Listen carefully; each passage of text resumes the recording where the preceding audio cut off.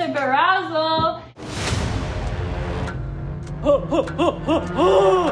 Très clairement, ce ne sont pas des cerveaux. Barazzling time, razzle dazzle.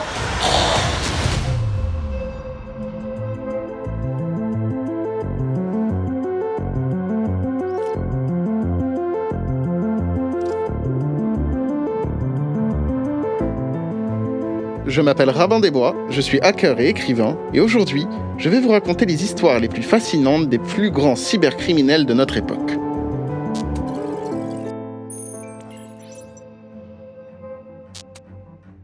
C'est sans doute l'histoire avec les personnages principaux les plus bizarres et les plus fous de l'histoire du cybercrime.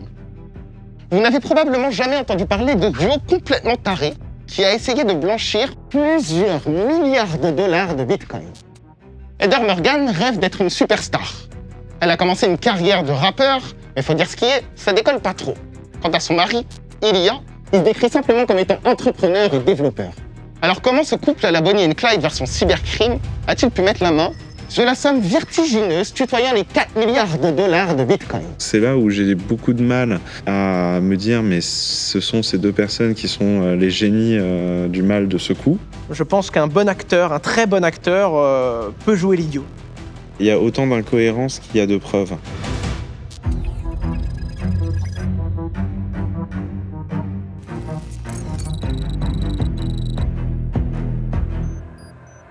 Avant d'en savoir plus sur ce couple criminel, on est obligé de revenir une seconde sur le début de l'histoire pour comprendre comment est-ce que 120 000 bitcoins finissent par tomber entre leurs mains. En août 2016, Bitfinex, l'un des plus gros échanges de crypto-monnaies du monde, se fait pirater. À l'époque, ce qui représentait 72 millions de dollars. Donc c'est juste énorme. En plus, la conjoncture était assez mal choisie finalement pour Bitfinex puisqu'ils venaient de sécuriser leurs transactions avec une nouvelle technologie qui s'appelait BitGo. Le hacker a réussi à effectuer des transferts de Bitcoin malgré un procédé de multisignature. Et le multisignature, ça veut dire que pour effectuer une transaction, plusieurs personnes doivent l'accepter. Ça laisse la communauté crypto sous le choc. Et il s'avère qu'une faille de sécurité humaine semble avoir été la cause de ça. Le hack de Bitfinex a naturellement eu un impact. C'était un pavé lancé dans la mare, ça a affecté les cours. Immédiatement, la news du hack se propage partout sur Internet et en 24 heures, cela engendre une chute du prix du Bitcoin de 8%, qui ira même jusqu'à moins 20% quelques jours plus tard. Selon l'influence de cette plateforme, elle a un poids non négligeable sur le marché. Donc si demain elle devait faire banqueroute, forcément ça va influer le cours de toutes les crypto-monnaies qui sont vendues par cette plateforme. Maintenant, imaginez que vous êtes un utilisateur de Bitfinex. Vous avez un gestionnaire de mots de passe, une authentification à 2 facteurs, et vous voyez votre argent disparaître alors que c'est pas votre faute. Tous les utilisateurs se sont vus attribuer des tokens BFX, la crypto de Bitfinex, avec la promesse d'être intégralement remboursés d'ici 1 an. Bitfinex passe en mode gestion de crise. C'est le deuxième plus gros hack d'échange après celui de MTGOX en 2014, où 500 millions de dollars s'étaient évaporés. Alors les crypto-monnaies sont la cible de beaucoup de vols parce qu'à la différence de l'argent classique où il y a un tiers de confiance comme une banque ou un État, c'est des monnaies qui sont totalement décentralisées. Les transactions sont rapides, beaucoup plus rapides que pour la monnaie classique. Et il y a un réel problème d'identifier les auteurs de ces transactions-là et donc de les appréhender pour les services de police et d'enquête. À ce moment-là, les services d'enquête cherchent absolument à savoir qui est responsable de ce hack. Il faut absolument identifier les coupables, les arrêter et récupérer l'oseille. Après plusieurs années d'investigation, ils arrivent sur un couple. Sauf que le problème de ce couple, c'est qu'ils sont totalement déjantés.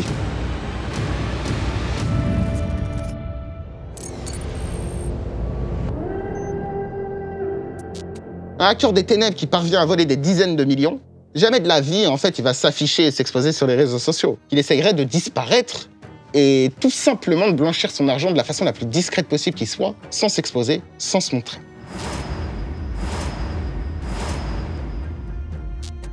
En bref, tout l'opposé d'Heather Morgan. Cette Américaine de 33 ans qui travaille dans la sphère du marketing est une espèce de pur produit d'Oncle Sam. Elle a un diplôme en économie, elle est intéressée par tout ce qui est Internet, les réseaux sociaux, les vidéos, TikTok. Razzlecon says, be yourself, get berazzled.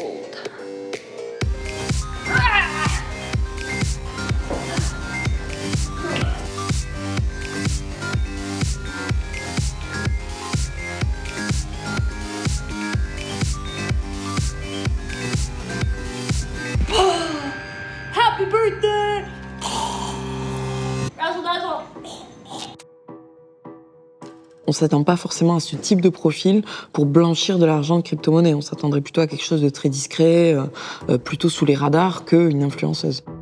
Et en checkant son profil LinkedIn, on voit qu'elle a commencé sa carrière en tant qu'économiste et a même travaillé pour la Banque mondiale au Caire et à Hong Kong. Avec ce bagage, elle fonde en 2014 à San Francisco SalesFolk, une société de marketing, dans laquelle elle apprend à d'autres marketeurs comment faire en sorte qu'une viande clique sur ton email, l'ouvre et achète un produit surpricé, bien évidemment dont ils n'ont pas besoin. Hi, I'm Heather Morgan, the CEO and founder of SalesFolk, and in the last 10 years, I've written more than 10,000 cold emails, and I've helped more than 200 B2B companies write email campaigns that have helped them triple their revenue. Happy cold emailing! Cheers! Concrètement, Heather est spécialisée dans le copywriting. Son rôle, c'est de rédiger des phrases catchy, des titres, des objets d'email, et elle a même écrit un livre là-dessus. Elle s'intéresse au social engineering, à la persuasion, bref, comment convaincre quelqu'un. Son mari Ilya est lui né en Russie en 1987. Il déménage avec ses parents aux États-Unis lorsqu'il est gosse. Une adolescence classique dans un bon quartier de Chicago, une fibre d'entrepreneur. À l'université, il se vantait déjà auprès de ses potes de gagner 100 000 par an avec des techniques d'affiliation sur des sites un peu douteux, du genre des sites pour perdre du poids, ou alors des plateformes de rencontres. Des opportunités d'investissement garanties à ne surtout pas louper avec une rentabilité folle. En bref, il faisait de l'argent de façon un petit peu obscure. Mais lui, il file à San Francisco en 2011 et il fonde sa société Mixrank. Et puis, il y a Cupidon qui va lancer sa flèche. Ilya va s'inscrire pour essayer d'avoir un job à SalesFolk, qui est donc l'entreprise de Heather basée à San Francisco. Ils vont tomber amoureux et le couple déménage à New York en 2016. Heather, elle finit par totalement vriller du côté obscur du marketing. Parce que, dans son élan de gênance absolue, elle décide de troller le rap game en devenant elle-même rappeuse avec un pseudo Razzle Khan. Spirit of a revolutionary, power of a dictator. Love to be contrary, but I'm fly like a gator. Razzle Khan, the Versace better win. Come real far, but don't know where I'm heading. Motherfucking crocodile of Wall Street. Silver on my fingers and boots on my feet. Je serais même pas capable de définir un profil. Pour le coup, c'est quelqu'un d'assez actif sur les réseaux sociaux, qui fait des vidéos, je dirais rigolotes, parce que c'est comme ça que je les interprète. Mais quand on voit quelqu'un faire un petit morceau de rap sur une petite vidéo très très courte et gesticuler dans tous les sens, on se dit pas du tout que cette personne détient des milliards de dollars en Bitcoin, en fait. On peut d'ailleurs la suivre et la retrouver sur tous les réseaux sous ce pseudonyme-là. Et elle se définit elle-même comme une rappeuse, entrepreneuse, écrivaine, crocodile de Wall Street. Pour le dernier, je suis pas sûr. It's just a reminder that music should be a source of your confidence and not your insecurity. And that is Razzle Khan life and business advice. Motherfuckers! Dans cette affaire, les médias se sont extrêmement concentrés sur Heather. C'est normal, elle a fait énormément de performances artistiques qui méritent d'être étudiées de très près. Tandis que son mari, Ilya, lui, c'est un peu un mec cringe, en fait. Amazingly delicious. Are you shitting me? This should not be called a cookie. This should be called an abomination. My fuck. Fuck this and fuck keto. Why are you... Oh, yeah. Il n'y a pas vraiment matière à parler de lui. Le problème, c'est que pour les enquêteurs, au vu de leur profil, ça paraît totalement fou de se dire qu'ils aient pu potentiellement hacker une plateforme comme Bitfinex. Avec 119 754 bitcoins en poche, soit près de 4 milliards de dollars en 2021, ce couple devient le couple le plus riche de la cybercriminalité.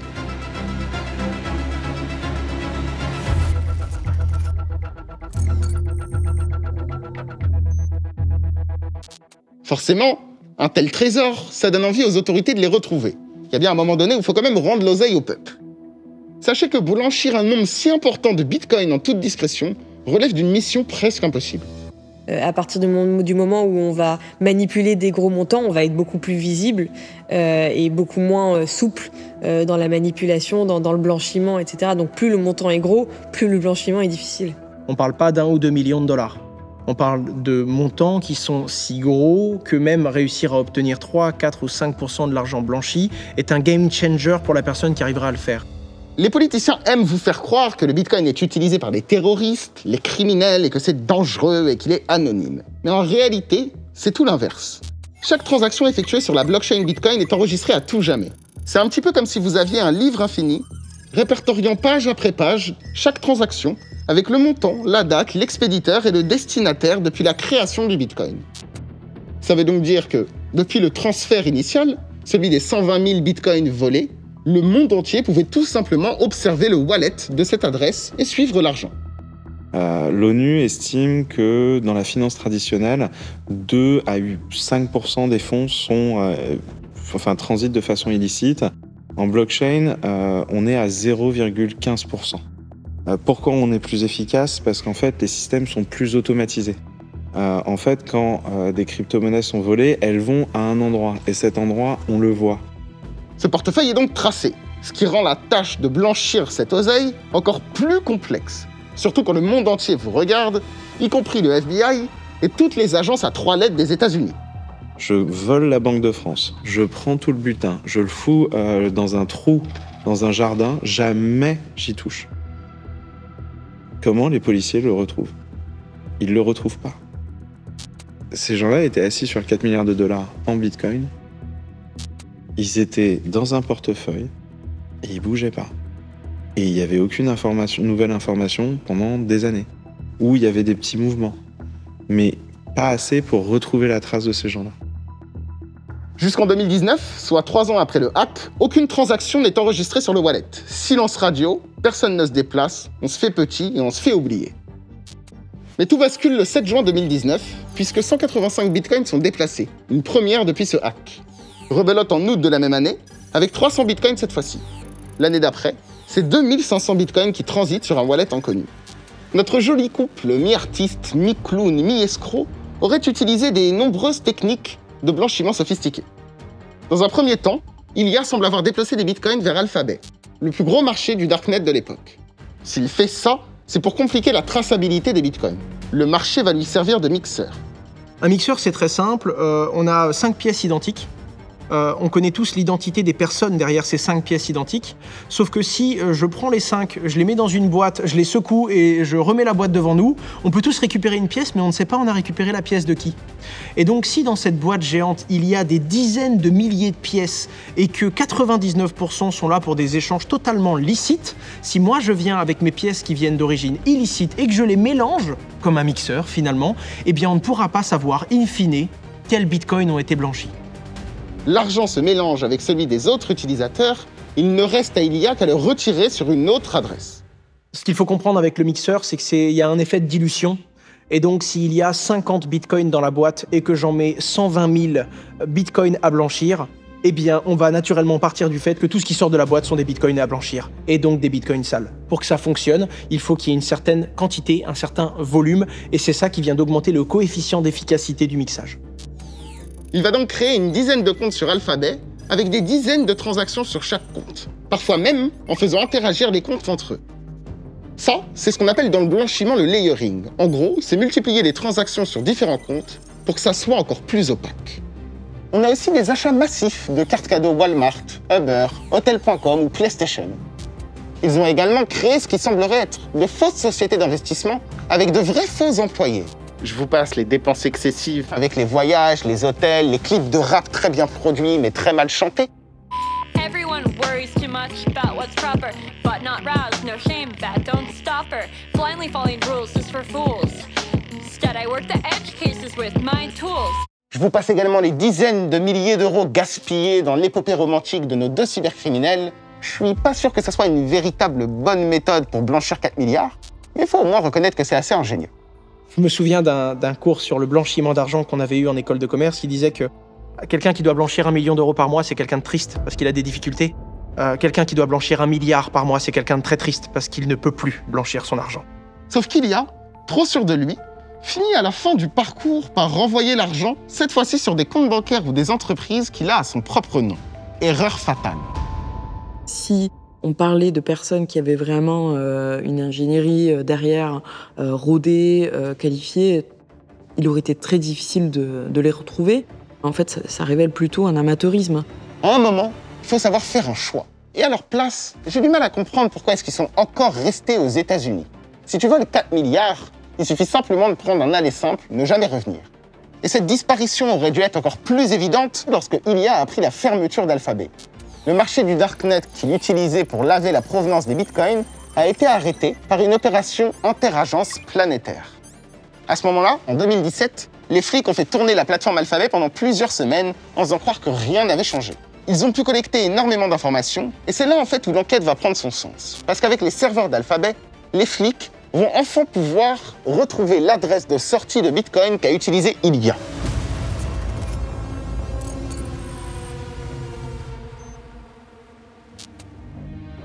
Mais toute histoire a une fin, et votre rabbin préféré va vous la raconter. Elle commence devant le 75 Wall Street à New York. On est en janvier 2022, un véhicule banalisé se gare devant l'immeuble.